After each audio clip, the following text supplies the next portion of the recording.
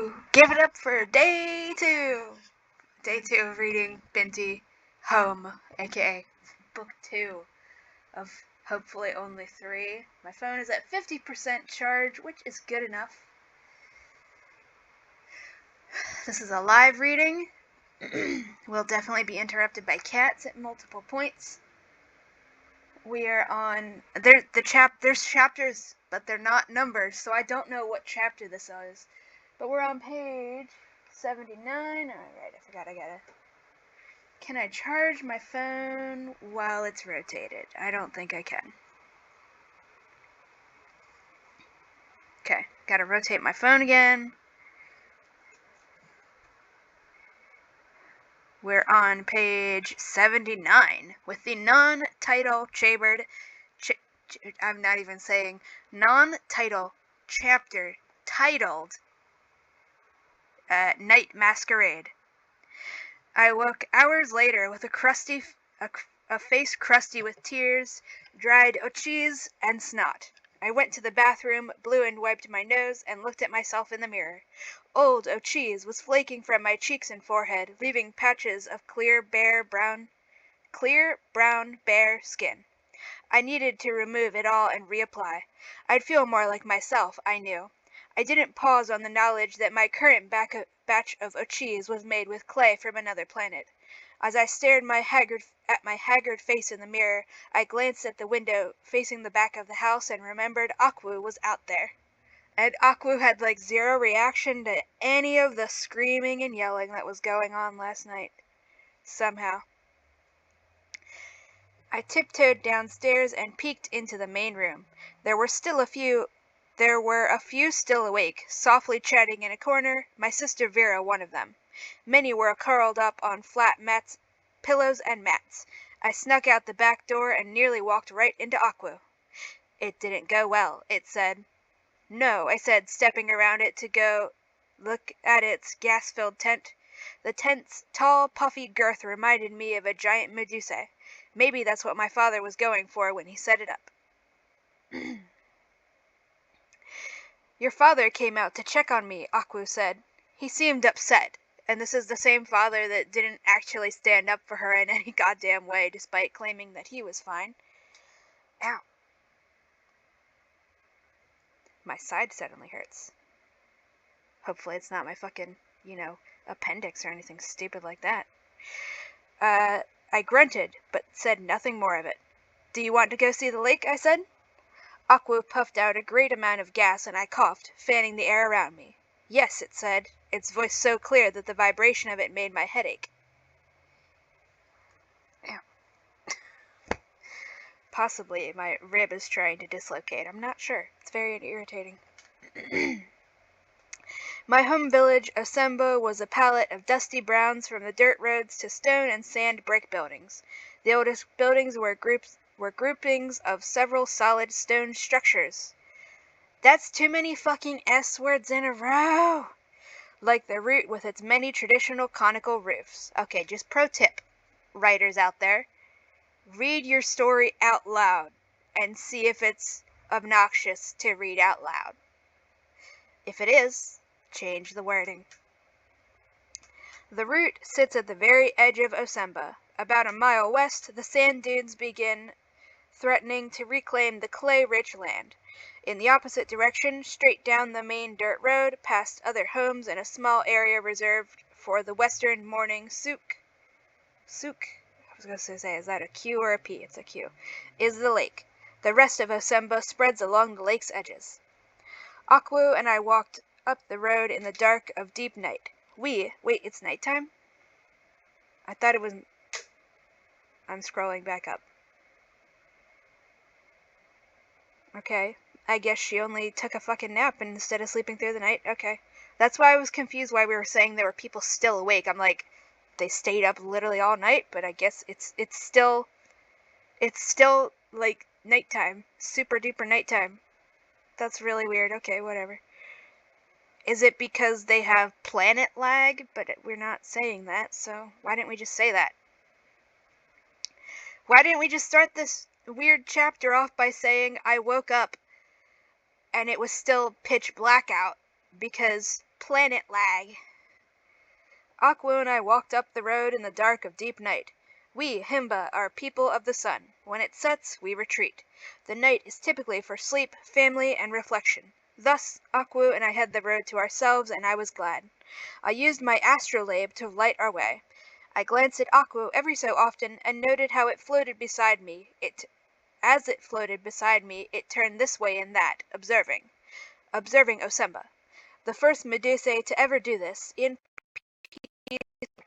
I can smell the water, Aqua said minutes later. It's right in front of us, I said. Those tables and wooden medians are for the souk that's here every morning. It's similar to the marketplace on Umza, but with just humans, of course. Then that's not like Umza Blue Market at all, Aqua said. No, the setup. People sell things outside. Come, the lake is just past it. Ouch. How can the air smell of water? Aqua asked in Ochi-Himba. The awe it felt was clearer when it spoke in my language. I smiled and walked faster, enjoying Aqua's rare excitement. It would have been really cool if we'd gotten to see her teaching it her language at all, but we just skip over all the interesting things. When I stepped onto the sand, Aqua beside me, I quickly took a deep breath and held it. Foom! Aqua's gas plumed so thickly around me that for a moment all I saw was the line of my astrolabe's light-tinted lavender. I took several steps from Aqua, fanning the gas away until I reached breathable space. Still, I coughed, laughing as I did. Aqua, I gasped. Calm down. But Aqua wasn't there. I quickly flashed my astrolabe's light around me and noticed two things at once. I really hope she warned it/him, whichever it/his pronouns are, that this is really salty, and I don't know, 'cause something bad might happen. This is an alien. Super salty water. Maybe not a good idea.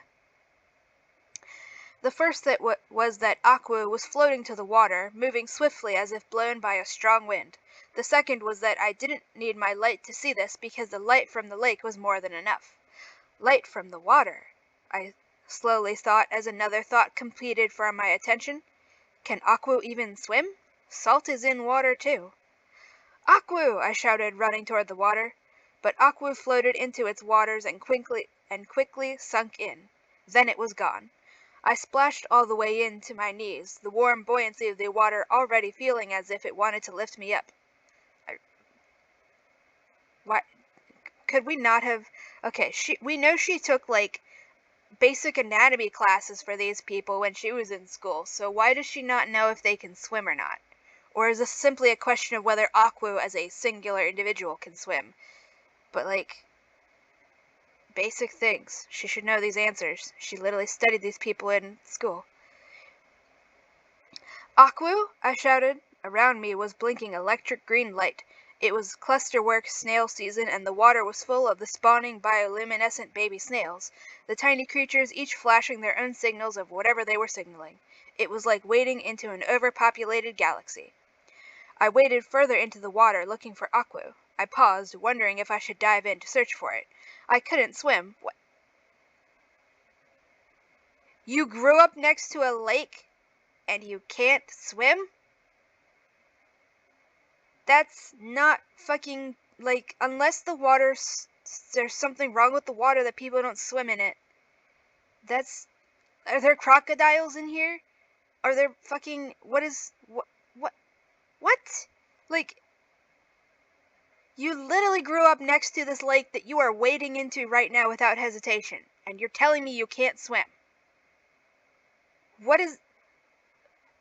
Okay, kids, especially little kids, will run around and do shit without permission, including running into water, whether they can swim or not. It is basic safety that you need to teach everybody how to swim if you are literally living right next to fucking water. What do you mean she can't swim? What do you mean? There better be a good fucking reason for this. My god, she's literally lived here her entire life, right next to this lake. There better be a really fucking good reason. I waded farther into the water looking for Aquo. I paused, wondering if I should dive in to search for it. I couldn't swim, but because of the high salt content, I couldn't drown. The water would just push me to the surface. Still, if I went after Aquo, the water would wash off my ochis. And if anyone saw me, if my people didn't think I was crazy yet, they certainly would after word spread that I'd been outside, ochis free. That's not a good enough explanation. You literally all live next to this fucking lake. That's not an explanation. Aquu, I shouted one last time. What if the water just dissolved its body? Again, you studied their anatomy in school. How do you not fucking know this? We could at least be given the explanation she didn't pay attention in school because she was a bad student. Ow. I looked at the glowing water and braced my legs to throw myself further in and paddle out to find Aquu. Then, yards into the water, within the twinkling green stars, I saw a swirling galaxy. Aquu's silhouette surrounded by swirling, tinkling baby snails. What? I whispered.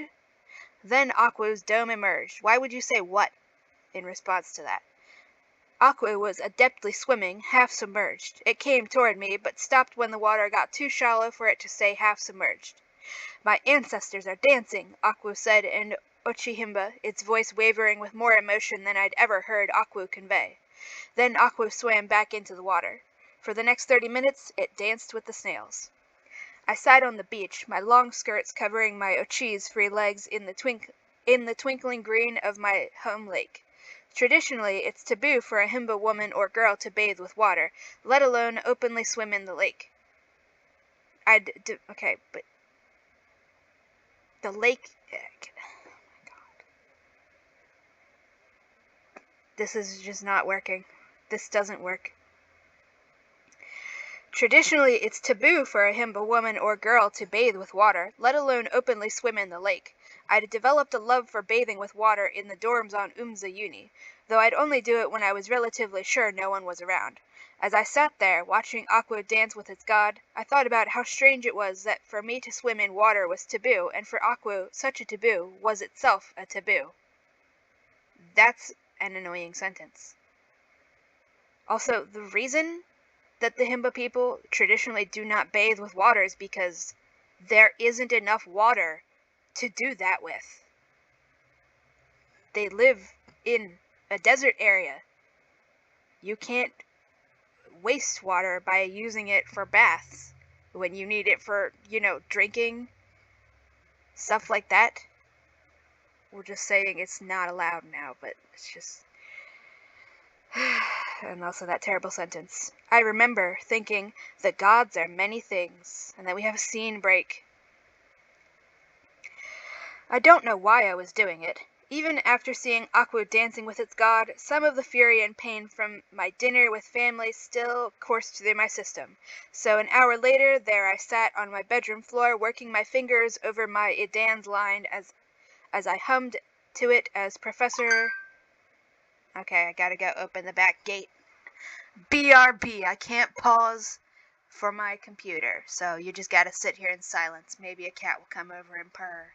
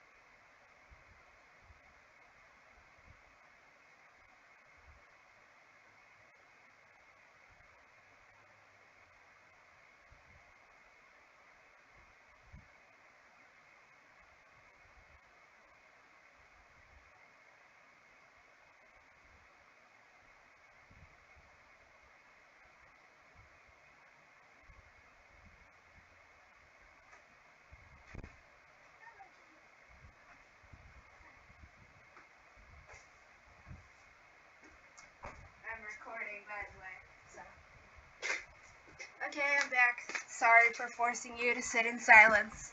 I'll scribble for people who are just looking. We're back. Okay, so now we can continue.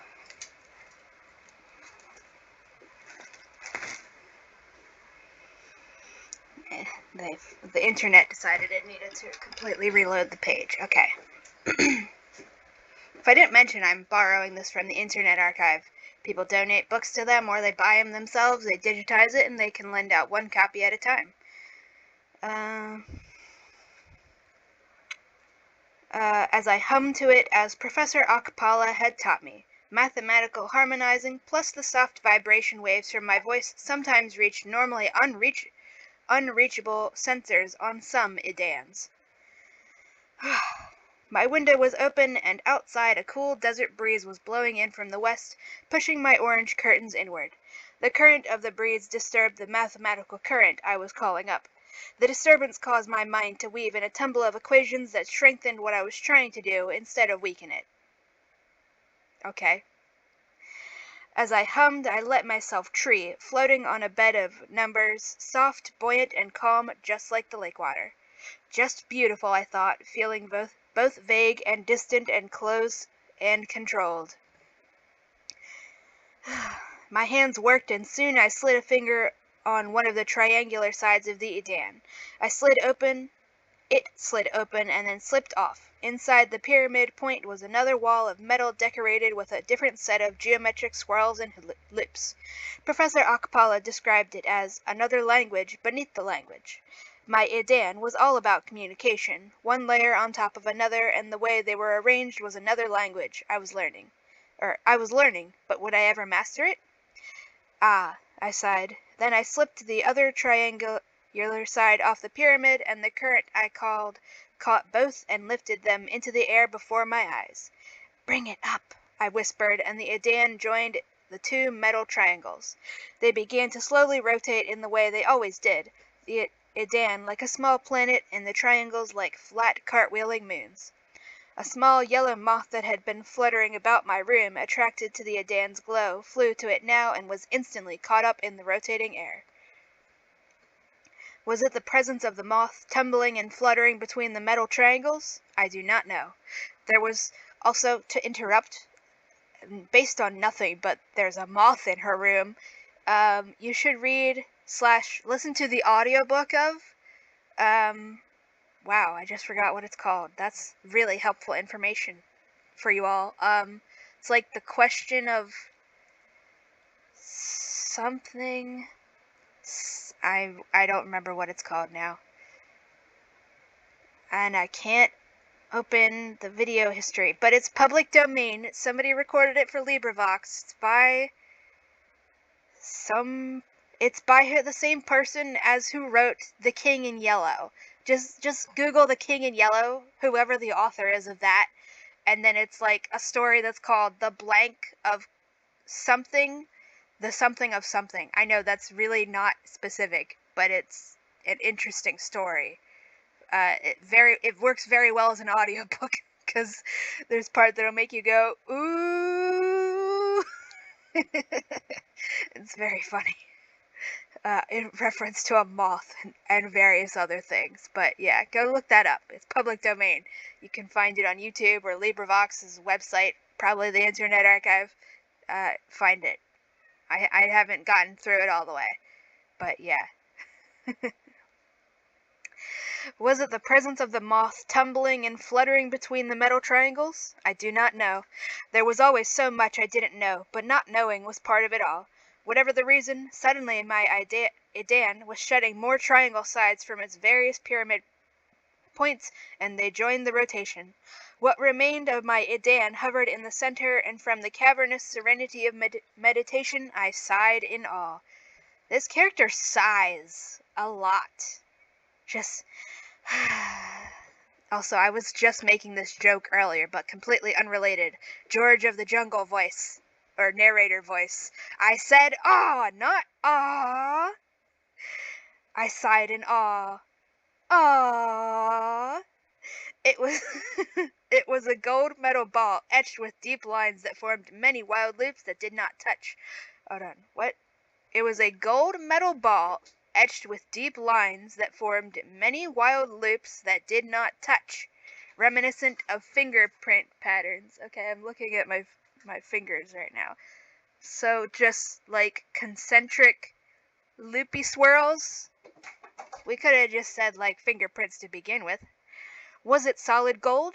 Gold was a wonderful conductor. Imagine how precise the current I guided into it would move.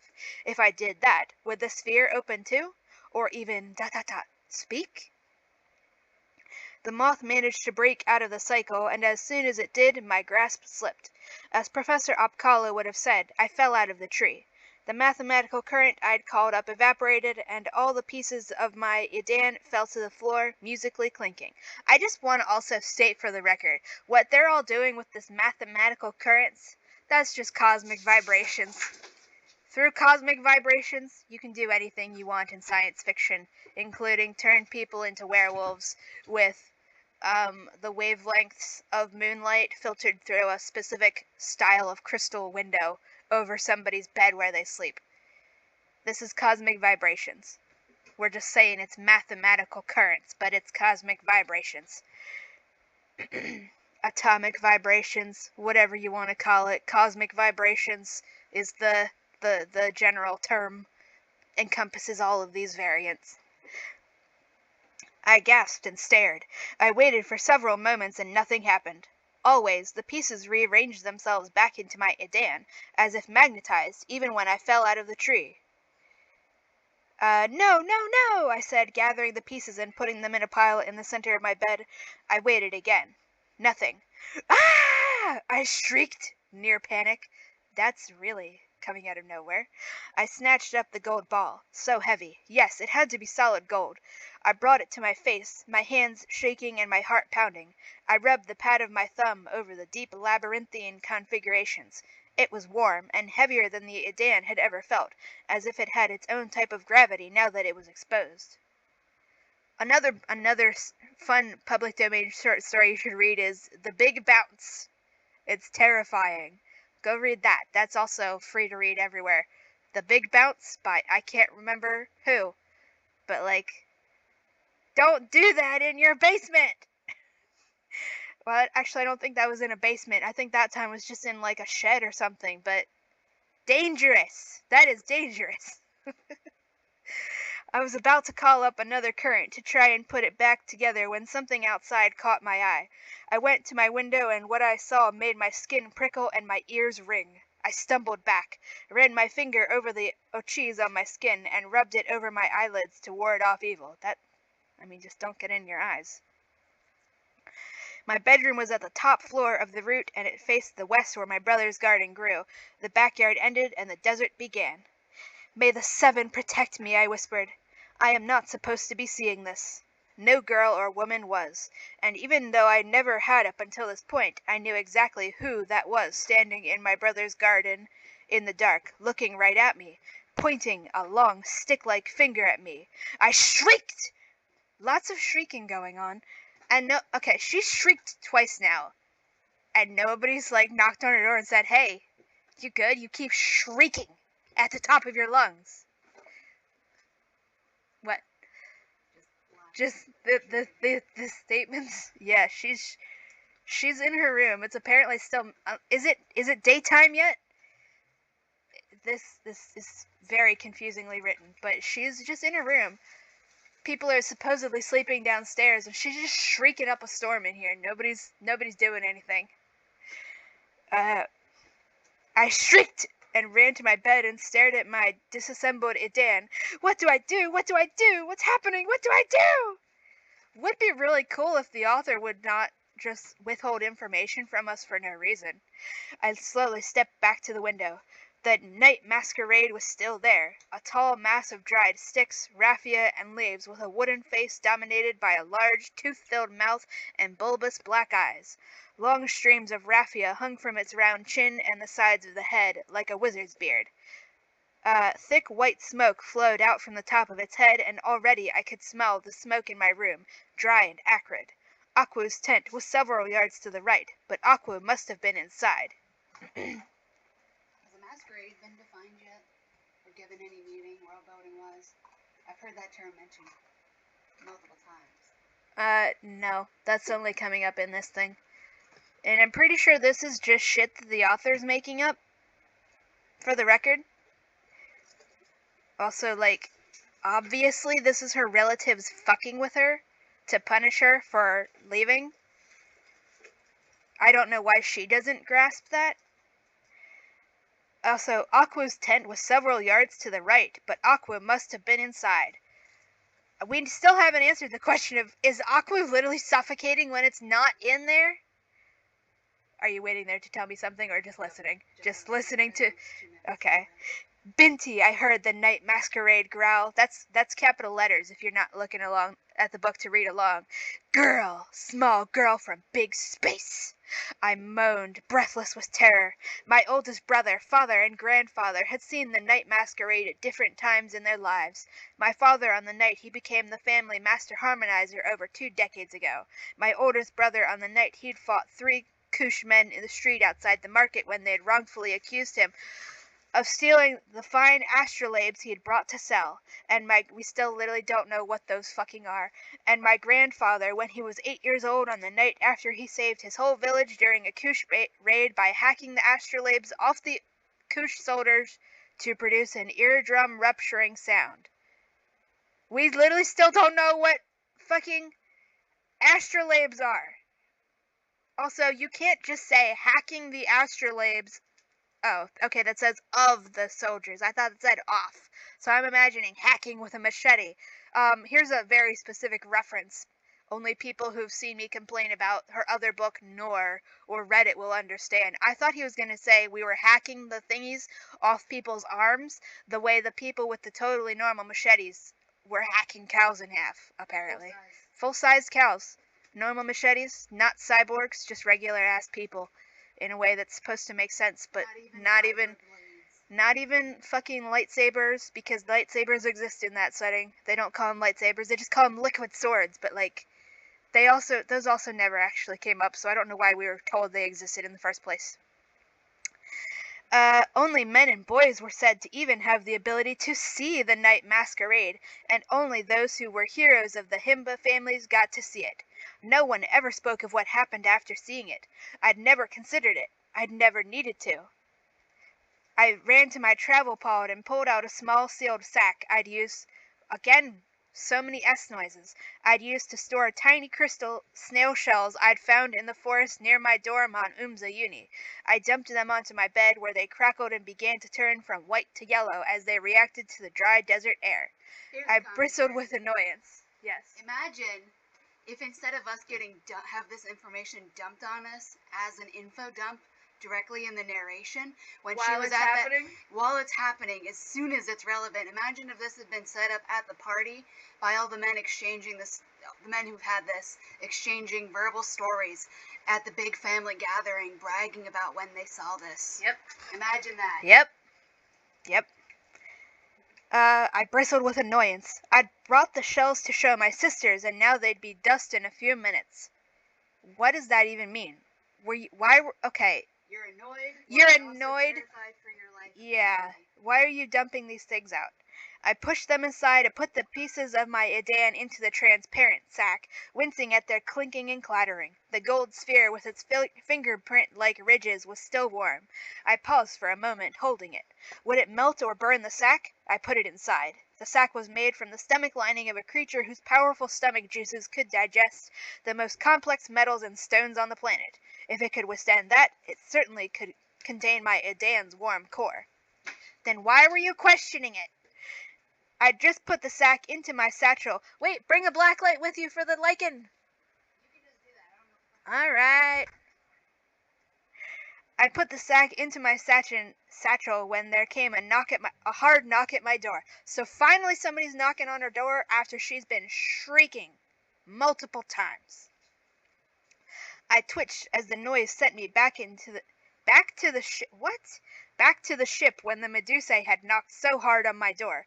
I covered my mouth to hold in a scream that wanted to escape, then I shut my eyes. I mean, at this point, there's literally no point in holding back your scream. You've been shrieking in here when everybody's trying to sleep. Then I shut my eyes. I took a deep, lung-filling breath and let it out. Inhaled again. Exhaled. No Medusae at the door, Binti, I thought. Akwu is outside and it is your friend. Is it? The knock came again, followed by my father's voice calling my name. I ran to the door and opened it and met his frowning eyes. Behind him stood my older brother, Bina, also frowning. Hold on.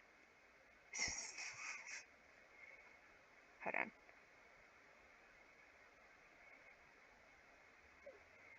It's on the small tree, or maybe they got rid of the tree for that recycling bin thing. Hold on.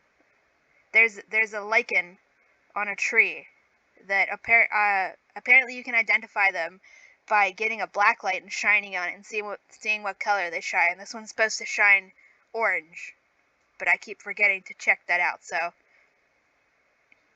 when we get to the end of this chapter, I will find the black light and I'll just go and do that, and I'll make a video and you can all watch that. And we'll see what color it shines, assuming it's still there. They might have killed it to put a clothing it's not even a donation box, it's a recycling box.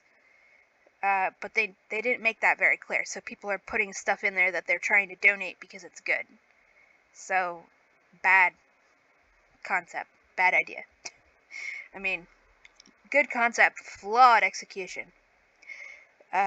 Did you see it? My father asked. I nodded.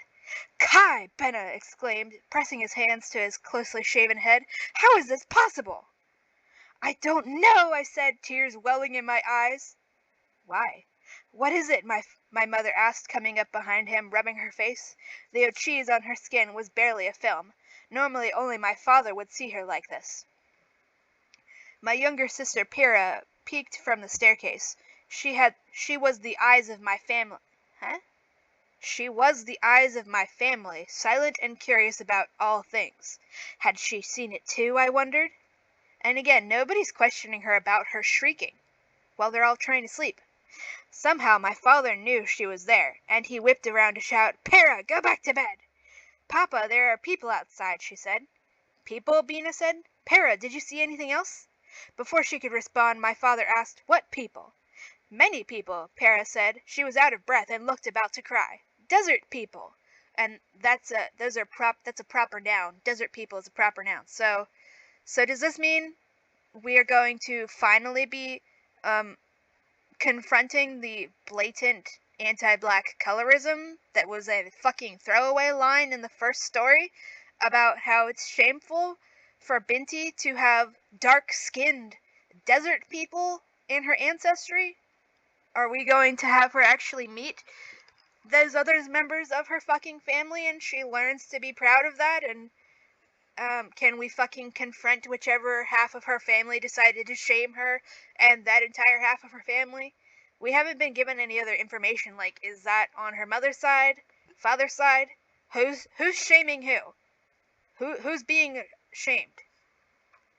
Eh? My father exclaimed. What is happening tonight? Then he was storming down the hall to the stairs, my brother rushing after him. Wait, my mother said, holding up a hand to me. Go in, apply ochis, put on your pilgrimage attire. Why? That's not for... Do it. Pyrrha was still standing at the top of the staircase, staring at me. I motioned for her to come, but she only shook her head and went downstairs. My mother's eyes migrated to my achis rolled akuoko. Do those hurt? She asked. Only if you hurt them. Why do you have to do it? I'm getting really pissed off with people assuming that she did this shit on purpose when this was done to her without her knowledge or consent. She literally got stabbed in the back to be genetically modified, like literally. It required stabbing her in the goddamn back. Like, and she's not saying to anybody, I literally did not choose this. Mama, would you rather I died like everyone else on that ship? That's literally not, like, that's evading the part where she literally didn't get to choose this at all.